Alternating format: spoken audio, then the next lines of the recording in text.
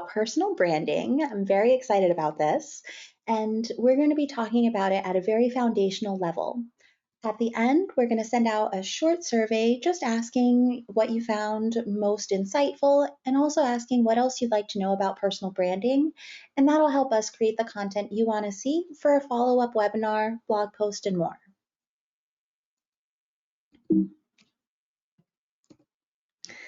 Alrighty, so hi everybody. I'm Natalie. I won't be on camera this entire time, but wanted to jump on just to say hello. I've been with Domain.com and our parent organization for about 8 years now, working primarily with small businesses, entrepreneurs, and influencers to start their digital presence. So personal branding and business branding are very, very intimately involved in my day-to-day, and I'm really excited to share that with you and talk to you all about that a little bit.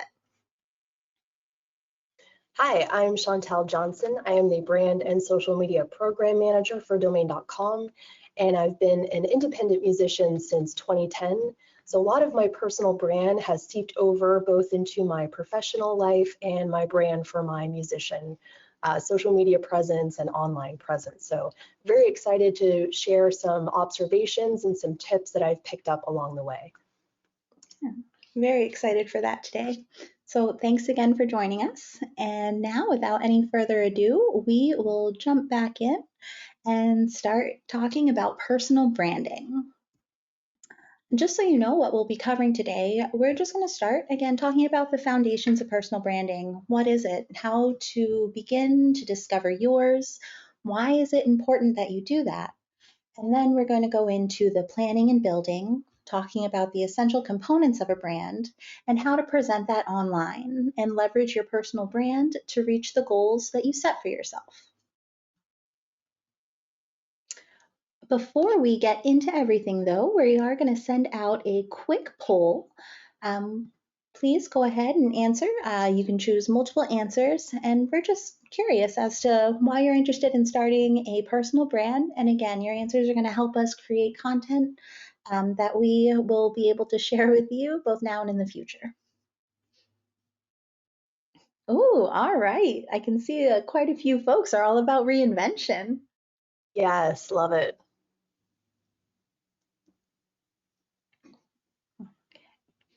I'll leave it open for a few more seconds and then we'll close the poll so we can jump into the rest of the material that we're covering today.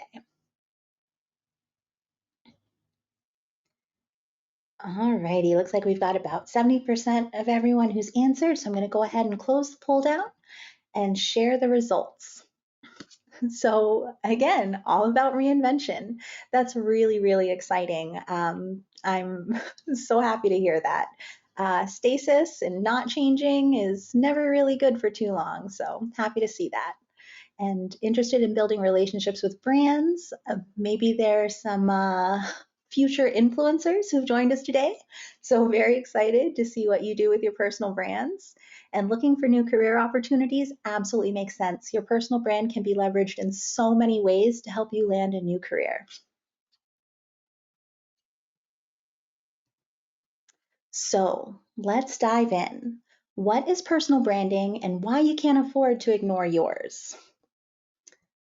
I want to be very clear when talking about personal branding, it is absolutely and utterly intentional. It is a very thoughtful process when you decide how you want to present yourself to the public. It really is every public facet of yourself that's crafted on your terms. It's how you choose to present yourself to the world. It's the words that you choose to communicate with others. But one thing it is not your reputation. Your reputation is an integral part of your brand, but ultimately your reputation is something that's not entirely within your control. Your reputation is how others perceive you. They're the ones who have your reputation in their minds. Whereas your brand, your personal brand, is what you are putting forth into the world. You control every facet of that, which is why it is absolutely imperative that you build and you design it well. And if that isn't convincing enough. We just want to go over a few of the stats, especially for you that mentioned that you're looking for a career change or if you're looking to build relationships with brands. Well, as you can see, up to 85% of recruiters consider the online reputation of an employee crucial before they decide to hire them.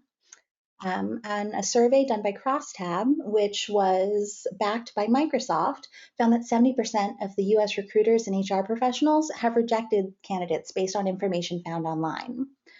And in large part, the information found online by you can be controlled by you, whether it's the public posts you have on social media, blog posts you've shared, materials such as that. So be very careful about what you put into public.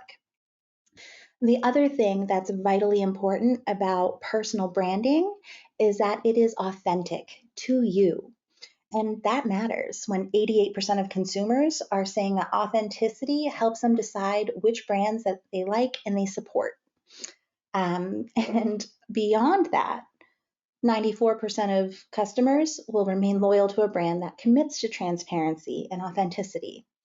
So there's so much information and studies and research that really prove how important it is to have a personal brand.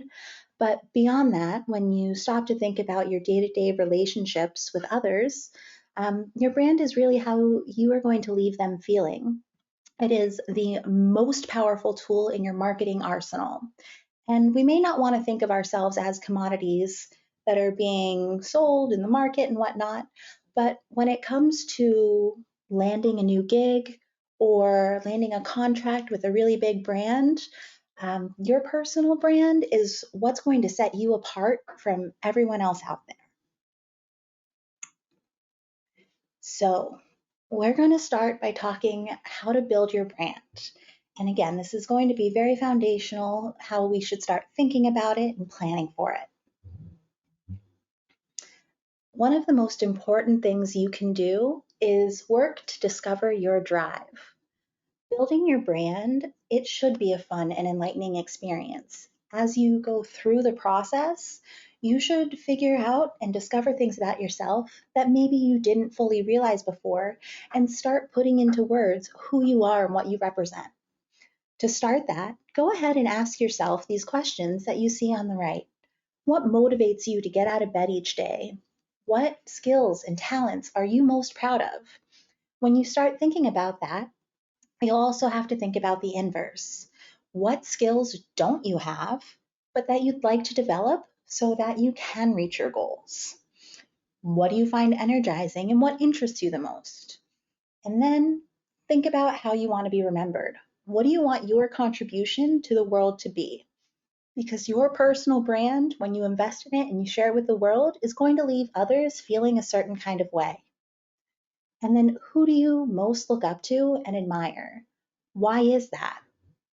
As you go through these questions, you really are going to learn what motivates you, what skills you can rely on and make up the core of your personal brand.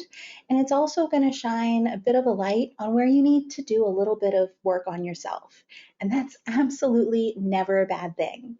All about the reinvention, all about the change.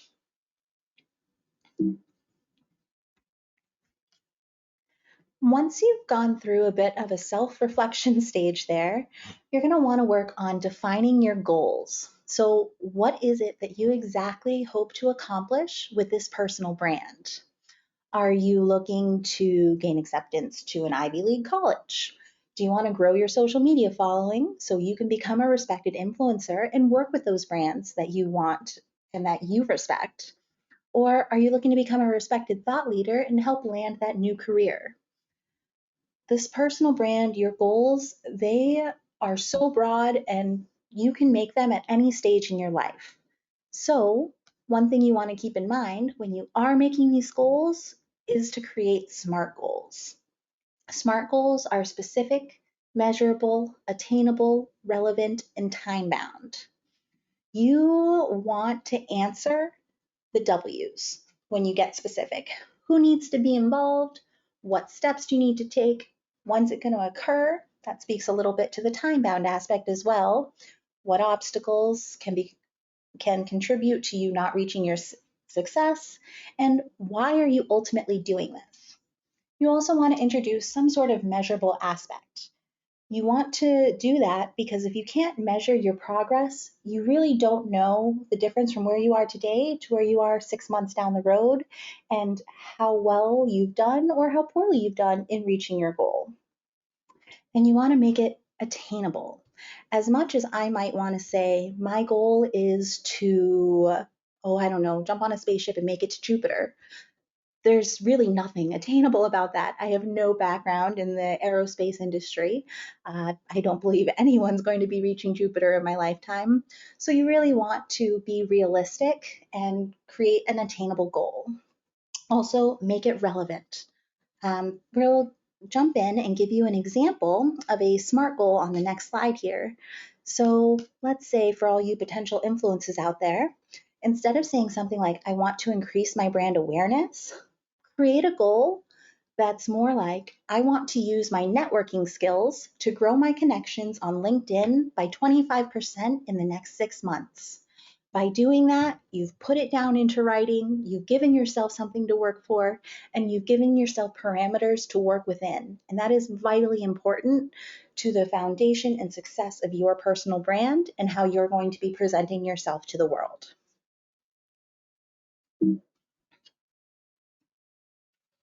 Alrighty, we're gonna jump into probably the most fun part here, talking about personal branding and its essential components. Hey everyone, Chantal here. So we're going to go through a list of 10 words to live by. So these are basically 10 words you want to embody when either building your personal brand or reinventing the way you present yourself to the world. So the first one is become a visionary. What's your mission? Come up with a clear goal and a focused message. You want to make sure that you have a clear path to what you're trying to accomplish. Sincere. So we have all heard the words authentic on social media. I know we're sick of hearing it, but it does carry a lot of weight. Do you at all times, because building trust with your audience is key when it comes to being yourself, especially on social media. Be creative. Stand out from the crowd. Natalie touched on this earlier in the presentation. Don't be afraid to do something a little different if it's true to your personal brand. Play around with new content or test a new strategy using features on each social platform. Become a storyteller. So every human on this planet loves a good story. That's why our culture is so immersed in things like music and movies, because the backbone of all of those is a good story at the end of the day. So be brave enough to share yours with the world. And then really important also is being consistent. So again, staying true to your personal brand online and offline, because your brand is, at the end of the day, your living signature and your legacy. And then another super important one is being adaptable. So being willing to fail before you succeed, because failing does give you the grit to try again. There are so many influencers, a couple that I can think of in particular, that it took years for them to build their personal brand. One of them we'll talk about in a few slides, was on social media for a couple of years, deleted all of their content, rebranded, and came back stronger than ever. So don't be afraid to fail and then try again. Become analytical. So take a look at the people you follow on social media, whether it be a micro-influencer or a celebrity, a musician, an actor, could be really anybody, anybody who represents your values. So take a look what they've done and the way that they've achieved success, and kind of put it into your own, use your own formula to create a path. Community. So you want to stay connected. You want to build a community and let people tell your story for you. Because even though we are living in a digital world, there are still humans behind the screen. So word of mouth is still everything. Natalie touched on reputation earlier in the webinar. So that is part of your personal brand. You want to be reputable. Become a thought leader and earn recognition for your contributions in your community. And then last but not least, you want to leave an impact. So at the end of the day, you build your personal brand and you leave your mark on the world.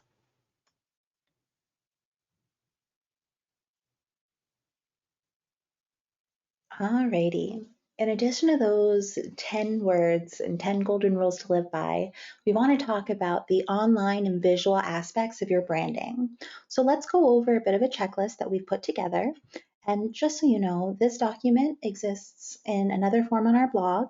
So it's a living document. We'll continue to add to it as branding, as we work on these branding materials, webinars, and content for you. Um, just to start, we're going to talk about how your visual branding and your personal brand takes up digital space. You need to own that, fashion it, and create a brand that other people recognize the second they see it. To start with, we'll talk about your logo.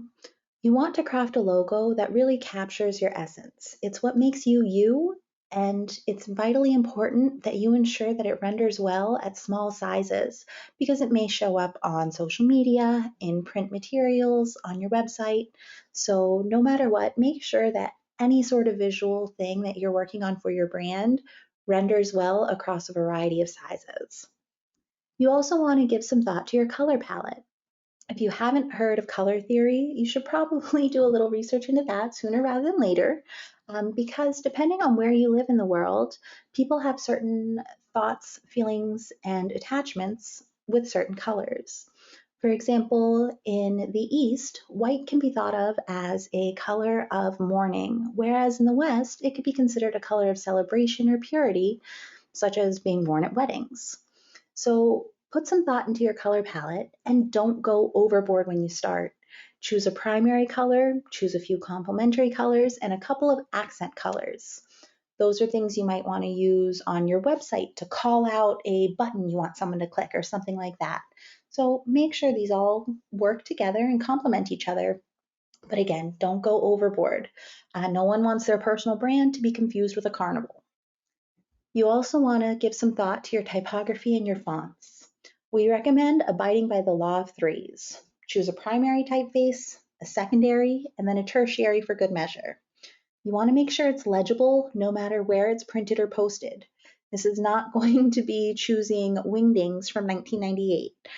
You want to perhaps choose a serif and a sans serif that can complement each other, and make sure that whatever typography and fonts you choose also complement your logo, because it's very, very likely that your logo is also going to be seen next to your brand name, business name, what have you. So you want to make sure they work well together. You also want to give some thought to your web design. When someone is interacting with your personal brand online, it's likely going to be on social media or even perhaps your website. Your website is an extension of yourself. So when people are navigating your website, they're going to leave your site feeling, again, a certain kind of way. How many of us have gone onto a website and had a bad experience trying to go through an e commerce flow or purchasing something? And we've left with a bit of a sour taste in our mouth because of how cumbersome or bulky the process is. So think about your web design and how to create the best user experience that you can and implement the other ideas of the other elements of your brand design and identity as you go through that process. But web design is very, very important and it's essential to your branding. Alrighty. We've also got photography listed on here.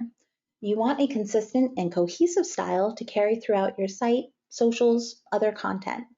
It's important that it's high quality and that it's truly representative of you. Depending on your personal brand, if you can, remember that inclusivity is a plus. People love to see themselves represented. So that is very, very important. If you decide to use icons, they should support your overall style and your image as well.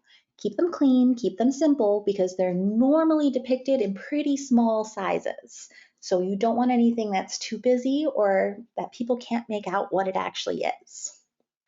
If you choose to use illustration when you are presenting yourself online, it can add an extra dimension to your brand. Make sure you're just choosing a single style and stick to it. We're not trying to confuse any site visitors or anyone who comes into contact with your brand. If you choose video, think about an animation style that's consistent with the other elements of your branding. If you have a spa Or if you are an esthetician and your personal brand is elegant and luxurious and indulgent, and then you create videos that are very sharp and throwing up different images in quick succession, that staccato video is just the inverse of what your personal brand is. So think about that. Think about how text may appear in video. That's kinetic text. It's going to be moving across the screen. And create guidelines for these things. You want to write down your brand and identity guide so that if you end up working with someone else to support your brand, they know exactly what to do.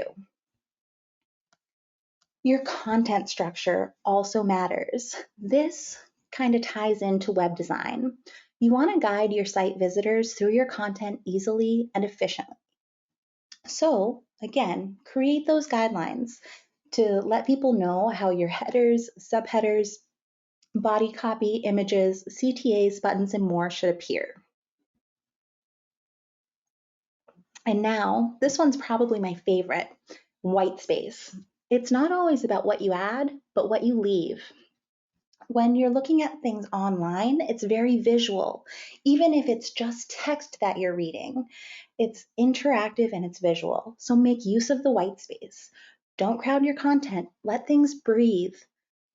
It's very, very important. And sometimes leaving a little bit of room is the best thing you can do to highlight something else that's vitally important about your brand that's on your page.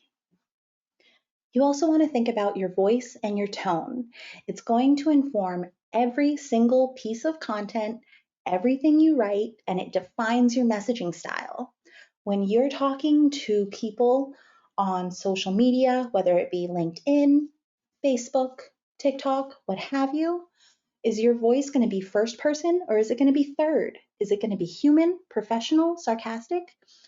It can be so many different things. And it can differ slightly between social media and professional communications, but you want to make sure in large part that it's very congruent. And you don't want to be a completely sarcastic, deadpan humor, perhaps in social media, and then the ultimate sweetheart in professional communications. Those two sides aren't really going to jive so well, and you may leave people confused as to what your personal brand actually is. You also want to think about your diction or your word choice. Words are powerful. Which ones do you use to express yourself in your brand? What words you use affect your followers, affect your site visitors, even if it's subconscious and they don't realize it at first. So mind yourself and use your words well. And that extends beyond personal branding, but it is absolutely, absolutely vital to your brand. This is an example of the Domain.com brand guidelines that both Chantal and I have worked on. So when we were deciding to rebrand our business, we wanted to think about our customers and how to interact with them. So we decided to think about where it starts with a domain name. And we wanted our brand to be bold because it's powerful, it bets on itself, and it has convictions. And these are all things that we want to impart to our site visitors, to customers, and those who choose to do business with us. And we want to be bold. We don't want to be aggressive. We want to be action oriented, but we're not sitting here trying to necessarily inspire anyone. We just want to help you reach your goals. We also chose a color palette to help complement that. The bright, strong carmine red with a very monochromatic functional color palette that pairs well with the red, but it doesn't detract from it in any way. So put a little thought into your brand and how you're represented. Think about what your brand's mission statement should be and the colors that you want to represent yourself. It's all vitally, vitally important. Okay, now we're going to talk a little bit about presenting your personal brand online. Hi, everyone. Thanks, Natalie. That was really valuable information. So now we're going to talk about social content. Let's talk about it. So some of you may or may not know who this is. This is Charles Gross, one of my favorite influencers currently. I referenced him earlier in the 10 words to live by for personal branding. So he has an interesting story in particular. He had a YouTube channel well before content creation was super popular, And he was recording sort of day in the life for about 5 years, deleted all of his content, shut down his channel for about 2 years, rebranded, and then came back stronger than ever with 1 million followers on TikTok. You can go and check out his channel. What's really great about his personal brand is that he is dubbed as TikTok's voice of luxury, but he makes luxury an art. He makes it accessible to everyone. He also, to boot, has a very soothing demeanor and engages regularly with his audience. So community building, very important, vital to the success of his personal brand and channel, but really neat to see that that adaptability and that that ability to just change and reinvent yourself. A lot of you talk about wanting to reinvent yourselves, but also staying true to who you are at your core. So go check him out if you get a chance. And we're going to do another quick poll. So we talk about following people on social media. We're going to have about 30 seconds. You can reply with multiple answers here. So who do you follow typically? Are you a lone fox, more of a lurker, totally okay, family and friends, brands and influencers, or are you someone who just follows anybody and everybody, which is perfectly fine as well?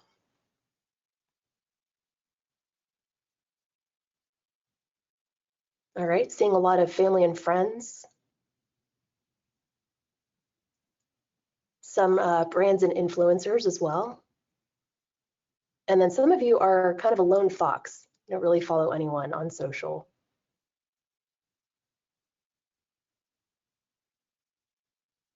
All right, it looks like most of you voted family and friends, along with just kind of doing your own thing on social media, observing possibly, seeing what's going on in the landscape, and then 26% brands and influencers. All right, so important to consider when you are following people or brands on social media is knowing your own values to build your own personal brand. So values are beliefs that motivate us to act. They play an important role when it comes to how we present ourselves to others. So it's important before building or reinventing your personal brand to identify your personal values now so it's clear to others who you are and what you stand for. So a couple of questions to get you started are, what's important to me? What would I change about the world or myself? And what am I most proud of? So I've put an example here to the right. It is a LinkedIn user who is a conservation partnerships manager. She's got a picture of lush greenery over here, and she's talking about conservation work on her LinkedIn feed. Presumably there are companies that are doing some conservation work. So one of her values would be protecting the environment and just nature conservation in general. So something to think about. There are a lot of really great resources on Google out there. You can Google personal values. There's a couple of psychologists who have formulated core beliefs for humans on a universal scale. So something to really look into before you launch or reinvent your personal brand.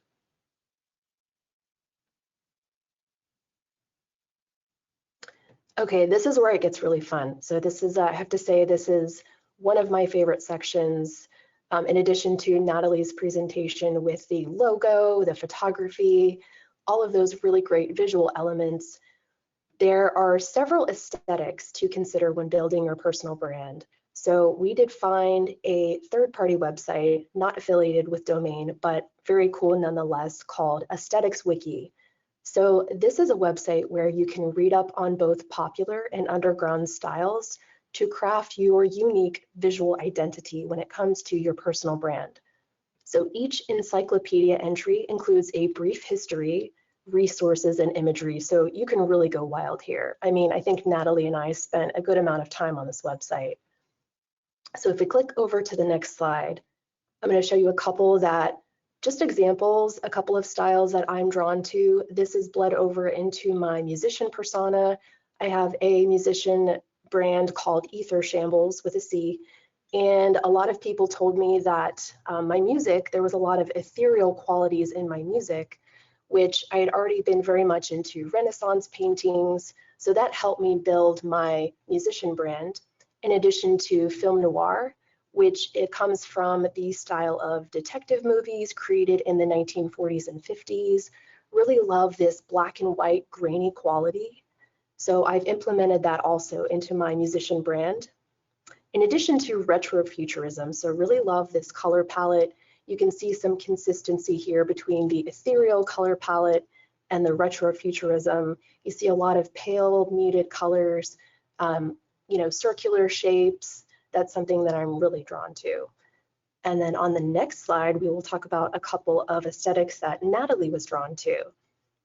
So we have here Goblin Core, which is very cool. Some of these I had not heard of, including Goblin Core. So this is essentially, and Natalie has a philosophy background. She studied it at university. And this is a lot of natural elements that you would find that might be considered traditionally unappealing, but Goblin Core really shines light on these types of objects and considers them beautiful and interesting with a lot of depth and character to them. Cyber paradism is just what it sounds like. So cyber elements and paradise. So you've got a lot of really cool technology, a positive regard for technology against a natural, lush landscape. And then classic academia is just what it sounds like. So think old books, writing, typewriters, coffee, anything kind of classic, and anything that has to do with studying and academics and intelligence really fits this type of aesthetic. So there's no wrong way to do this. You don't have to pick from this list, but it really is a great jumping off point just to see what styles and aesthetics you're most drawn to, and then you can mix and match these to create something that is completely unique to your personal brand. All right, so when it comes to content, your time is valuable and so are your efforts. So make sure to pick your social channels wisely. Social platforms, there's a lot out there. I feel like there's another social platform launching, every few months. So go ahead and experiment with different content types and platforms and kind of see what your audience engages with. It's a good idea to tailor content for each social channel just because content that does well on Instagram might not do so well on TikTok, and it's really just about experimentation. Can't stress that enough. Insights are a really great way to identify which demographics are interacting with your content, but super important to note is at the end of the day, you always want to stay true to your personal brand. Really encourage you to experiment as long as the content you're publishing rings true to who you are and your brand.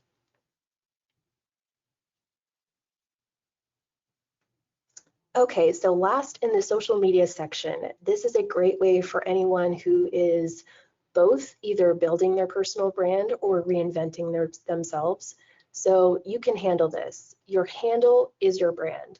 Try to keep it consistent across all your social channels or as close as possible. So for example, for Charles Gross, he on TikTok is at Charles Gross, and on Instagram, I believe he's Charles B. Gross. So, sometimes your username is taken, but if you can match it, that's even better. So just make sure to pick a memorable username and a matching domain name that represents who you are and your personal brand. We found another great third-party website, again, not affiliated with Domain, but very interesting. It is a username generator. So you can plug in your name or your nickname, your interests, your hobbies, things you like, important words, numbers or letters, and this generator will spin up a list of username ideas for you. So I thought this was pretty cool just to give you a jumping off point if you're having trouble coming up with a username for your personal brand.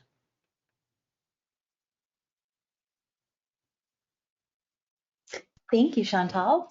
So, we all know how important social media is in our lives and to our personal brands now. I'm going to come in and kind of switch things up a little bit and talk about the importance of your website as opposed to social media. They're both important to personal branding, but one thing to think about is social media is always going to be someone else's turf. It can go the way of Vine, it can go the way of MySpace, and then what happens to all of your hard work and everything that you've curated over months, years, weeks, what happens? You want to have a website so that you can create and display your brand on your terms. When you do so, think about the user experience. We talked about that in a little bit when we were talking about the online and branding visual identity, but it is so important that you put your site user's experience first and foremost when you think about the design of your website and you start to build it. What would you want to see if you were them? Do you want 1,000 pop-ups? Do you want to have to click 20 different things just to find the information you came there to find? Your user experience should be seamless and really representative of how you want someone to feel after they've had an interaction with you. That goes hand in hand with the design. There's no need for busy. Remember to leave white space. That highlights and allows room for what's on your website to breathe. It helps you communicate information that your audience needs effectively. And your content. This is the heart and the soul of your website.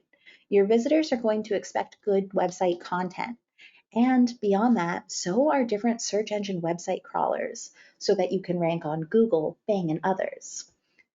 Make your content compelling, make it good, and make it human.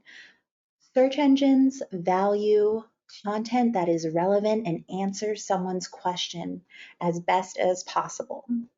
So work towards creating great content and you'll gain a big following. SEO is also very important to a website. You want to optimize your site and your content to maximize the performance in search results and get found by new audiences. And then you also want to think about security. Having a website without security is an absolute no-go. If you want to build credibility, you start by making your audience feel secure in your presence and on your site. And then we're going to talk about domain names a little bit and about investing in a good domain name. And I know what you're thinking, like, she works for Domain.com, she has to say this. But I'm going to challenge that because there is so much in a name. When you think about naming, you think about something that's powerful. To call something by its name is, in a way, to know it and get its attention. So think about it this way. If you're walking down a crowded street and you hear someone in the distance calling, hey, hey, you, are you really likely to turn around in a complete sea of strangers and pay that voice any mind if you don't instantly recognize it? No, chances are good you're not. So everything changes when you hear a voice cut through all of the noise that's calling your name. Immediately, someone has collected your attention at that specific time in that crowded place. They kind of hold sway over you in a way that they otherwise couldn't have, all with a name. And that's very, very important to branding. When someone hears your name, they should immediately feel a certain kind of way. You capture their attention. So it's important that you choose a name that invokes what you want someone else to feel when they think about you. Words, including names, believe it or not, are thought of in a way as shapes. And there's something called a kiki or a maluma. When you think of the word kiki, made up word, it's a very sharp staccato sounding name compared to maluma, which is a much more rounded sounding word. And studies have been done with those two made up words that have shown people think maluma as softer, gentle, more approachable, whereas kiki might be a little more exciting and unattainable. So naming's important. When you think about your name and you think about choosing a name, especially a domain name or a social media handle, think about making it short and memorable. Use keywords where relevant and avoid any fun and unique spelling. The problem with that is if your name doesn't pass the radio or podcast test, where somebody is only listening to your name and never seeing it in writing, you want them to still be able to reach your website and your social media handles. That also disqualifies a lot of names with hyphens and numbers. So it's very, very important that you choose a good name. And as we wrap up today's webinar, we're going to leave you with a quote from the illustrious Kendrick Lamar. If I'm going to tell a real story, I'm going to start with my name. So thank you guys for joining us today to talk about personal branding. We're going to take a look and see if we have any questions here. Ooh, all right. What was that site? So Valentine, we're going to send out a copy of this deck and it'll have a hyperlink to all of those websites so you can visit them. And just want to clarify one more time that those are third-party websites that aren't associated with Domain.com, but we do think that they're very valuable in creating a personal brand. If anyone has any questions, please feel free to go ahead and enter them into the question box here. Let's see. Find my aesthetic, aesthetics wiki. Oh, Chantal, do you want to take that one? Yeah, let me go ahead and take a look here. Let's see, how do I use this? How does it help me find a photo I like? Great question, Phyllis.